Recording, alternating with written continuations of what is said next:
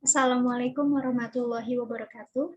Perkenalkan, saya Syifa Hairunisa dari jurusan Psikologi akan mempresentasikan materi untuk memenuhi tugas besar 2 mata kuliah Bahasa Indonesia dengan mengusung tema fenomena penggunaan bahasa gaul di Indonesia.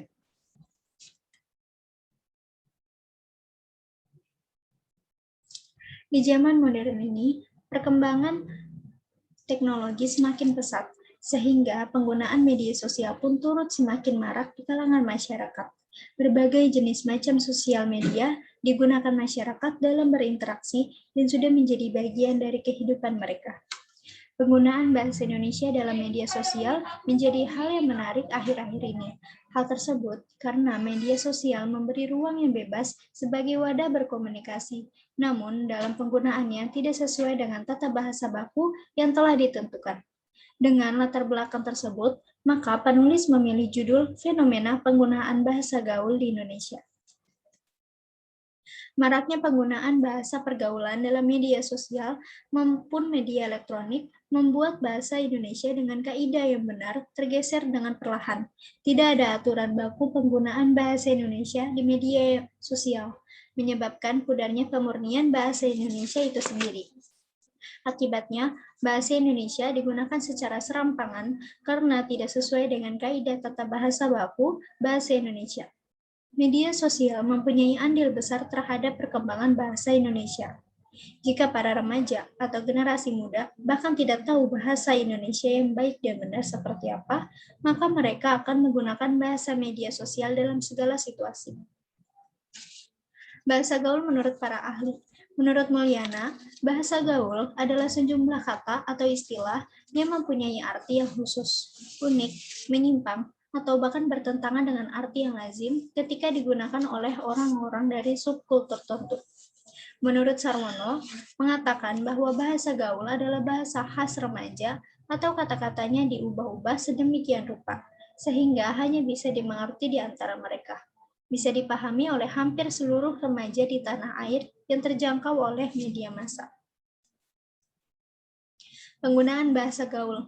Sebenarnya bahasa gaul sendiri sudah ada sejak lama, namun penyebutan istilah bahasanya yang berbeda.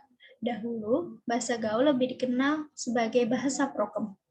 Bahasa prokem ini populer sekitar tahun 1980-an. Awalnya, bahasa gaul digunakan oleh kelompok-kelompok tertentu saja. Hanya digunakan di beberapa kelompok tertentu karena tujuan awal adanya bahasa ini agar anggota kelompok tersebut saja yang mengetahui maknanya. Penggunaan bahasa gaul di media elektronik. Seiring berjalannya waktu, sejalan dengan adanya perkembangan teknologi komunikasi menyebabkan perkembangan bahasa menjadi pesat.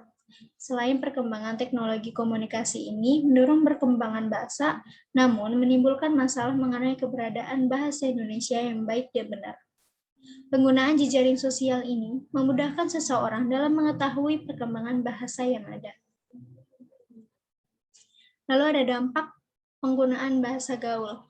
Dampak positifnya, dengan digunakannya bahasa gaul adalah remaja menjadi lebih kreatif.